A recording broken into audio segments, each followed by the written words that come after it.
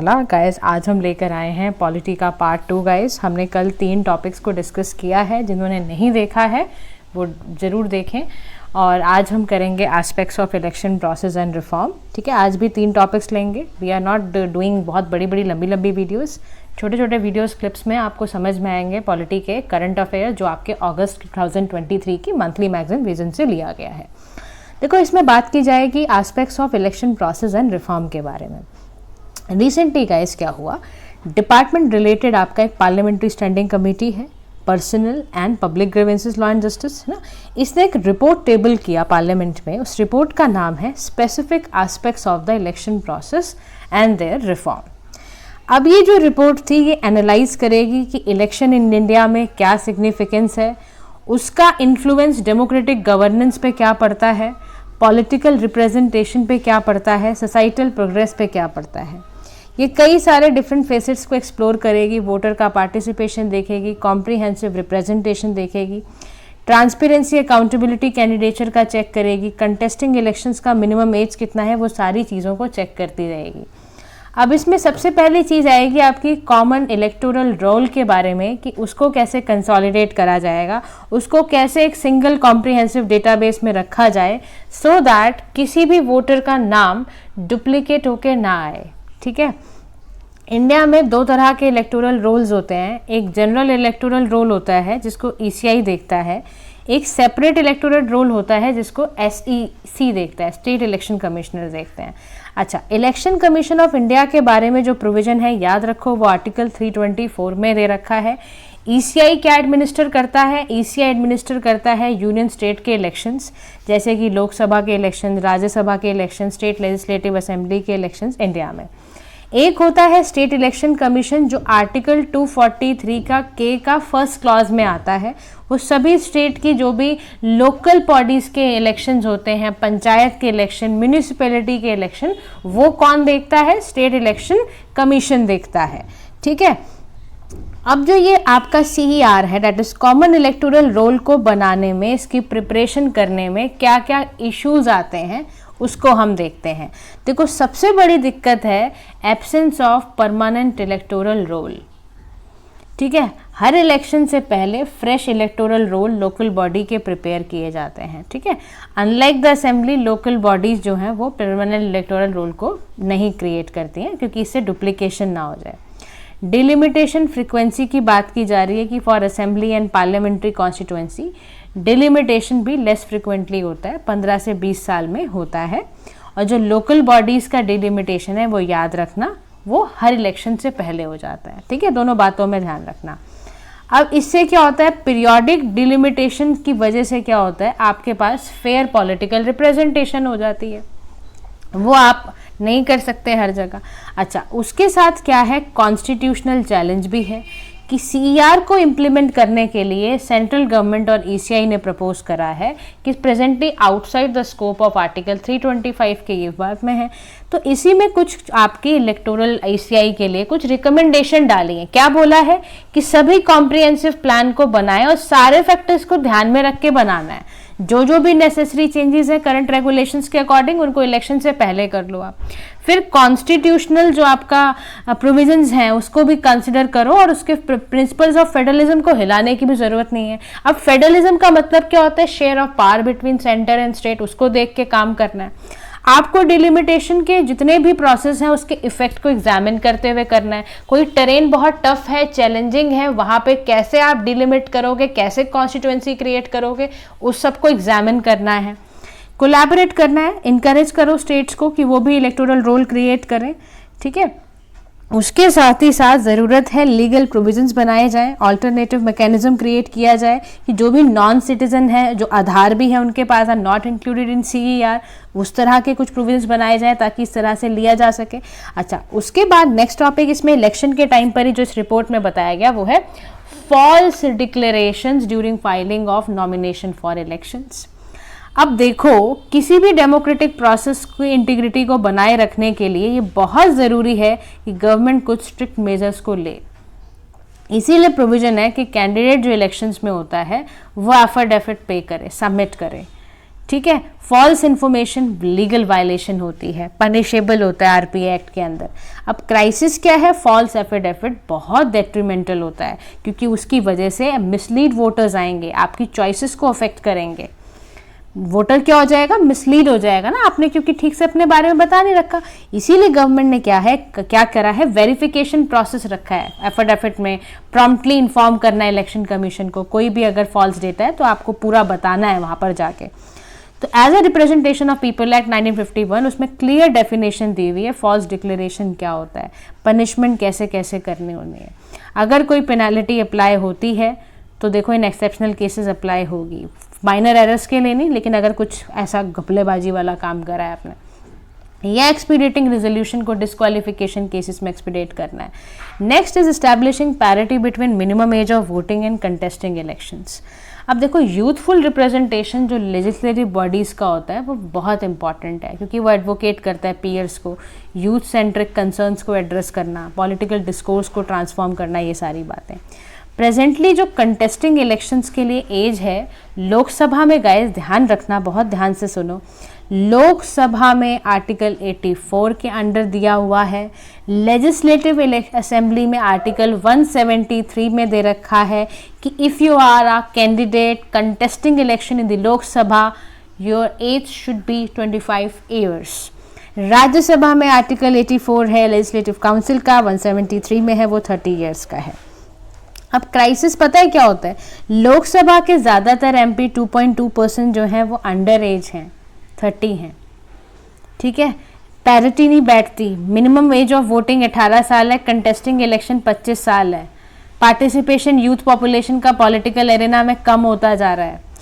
ECI का अगर देखा जाए तो बड़ा अनरियलिस्टिक है, 18 ईयर ओल्ड कैसे नीड नो नेसेसरी एक्सपीरियंस और मेच्योरिटी उसको क्या होएगी, वो कैसे करेगा। तो रिकमेंडेशन में बोला गया है कि भैया minimum age requirement candidacy in assembly election में वो कम की जाए। जब 18 साल का बच्चा वोट दे सकता है तो why not in the candidature, है ना, उसको इलेक्शन भी लड़ने दो आप। तो reducing the minimum age requirement for candidacy से क्या होगा, हमें यंग इंडिविजुअल्स मिलेंगे और अपॉर्चुनिटीज़ मिलेंगी उनको एंगेजमेंट डेमोक्रेसी में, क्योंकि वरना वो तो फिर अपना जा ही नहीं रहे ना, पार्टिसिपेशन ही उन्होंने कम कर दिया है। प्रायोरिटाइज करने की ज़रूरत है कॉम्प्रिहेंसिव सिविक एजुकेशन प्रोग्राम के बारे में। गवर्नमेंट है, पॉलिटिकल पार्टीज़ हैं, यूथ ऑर्गेनाइजेशंस हैं, वो साथ साथ काम करें ताकि एक अच्छा डिसीजन मेकिंग ले पाएँ। अच्छा, इसके बाद आर्टिकल हमारा आता है government of NCT of Delhi के बारे में। अमेंडमेंट एक्ट है 2023 का, पार्लियामेंट ने रिसेंटली अभी सेशन में इसको पास करा है। इसने रिपील करा है आपके एनसीटी एक्ट जो ऑर्डिनेंस 2023 का उसका था, याद है, बहुत ऑर्डिनेंस की हमने चर्चाएं की हैं लास्ट अपने मैगजीन्स में। अभी देखो ऑर्डिनेंस में आपको क्या पढ़ा था आपने कि दिल्ली लेफ्टिनेंट गवर्नर की पावर दिल्ली गवर्नमेंट से ज़्यादा हो गई थी, जिसमें सुप्रीम कोर्ट ने भी इस इशू को उठाया था। तो क्वेश्चन पूछा गया था बिफोर द कोर्ट कि दिल्ली गवर्नमेंट जो इलेक्शन आपका इलेक्टेड चीफ मिनिस्टर है वो कैसे इतनी उसकी पावर कम कर सकते हो आप। तो सुप्रीम कोर्ट ने गवर्नमेंट ऑफ दिल्ली को कंप्लीट कमांड दी थी ओवर मोस्ट सर्विसेज, जैसे आपको खाली लैंड, पब्लिक और पुलिस छोड़ना है, बाकी सब पे आपका कंट्रोल है, आप काम करिए उस पर। 2018 में भी LG did not have independent decision making power, उसको अपने काउंसिल ऑफ मिनिस्टर के एडवाइस पे चलना होगा, ये भी सुप्रीम कोर्ट ने बोला था। तो गवर्नमेंट जो गवर्नेंस मॉडल है दिल्ली एनसीटी का, उसमें पहले क्लासिफिकेशन दिया हुआ है। उसने साफ तौर पे आर्टिकल 239 में बोला गया है कि भैया दिल्ली जो है वो स्टेट रिऑर्गेनाइजेशन एक्ट 1956 पे रन करती है। दिल्ली को यूटी बनाया गया है under article 239 of the constitution. Delhi वाले बच्चे वो बहुत ध्यान रखें, आपसे इंटरव्यू में डायरेक्ट क्वेश्चन हो सकता है। तो यहाँ पर यूटी को डायरेक्टली गवर्न बाय कौन करता है, प्रेसिडेंट करता है। स्पेशल स्टेटस दिया हुआ है एस बालाकृष्णन कमेटी के थ्रू 69 कॉन्स्टिट्यूशनल अमेंडमेंट में। इसने 239AA आर्टिकल को भी इसमें डाल रखा है, दिल्ली यूटी बना रखा है, लेजिस्लेचर है उसमें, लेफ्टिनेंट गवर्नर को एडमिनिस्ट्रेटर ऑफ दिल्ली बना रखा है, पार्स है इसमें, है ना, उसको लेजिस्लेटिव असेंबली के पास पार है वो state in the state list, concurrent list, है ना। तो पार्लियामेंट सभी मैटर्स पे लेजिस्लेट कर सकता है, ये सब भी दिया हुआ है। अच्छा, government of national capital territory of Delhi में इसमें दे रखा है फ्रेमवर्क, कैसे उसको चलाना है वो सारा डाला हुआ है। अब इस एक्ट में की प्रोविजंस क्या है उसके बारे में आप सुनिए। देखो इसमें ना एक national capital civil service authority बनाई गई है, वो रिकमेंडेशन देगी लेफ्टिनेंट गवर्नर को कुछ सर्टेन मैटर्स में। इसमें होगा कौन कौन इस अथॉरिटी में? सीएम होंगे as a chairperson, principal home secretary होंगे दिल्ली के, chief secretary of Delhi government होंगे एज अ मेंबर, वो लोग करेंगे। इसका काम है central government will appoint principal home secretary और सबको बैठाएंगे।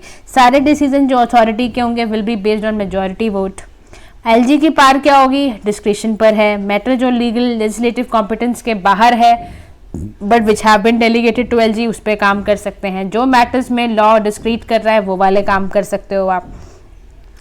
तो प्राइमेसी क्या है लेफ्टिनेंट गवर्नर की? इनका जो एक्ट है ना, इसमें डिस्क्रिशनरी रोल एलजी का बढ़ाया गया है।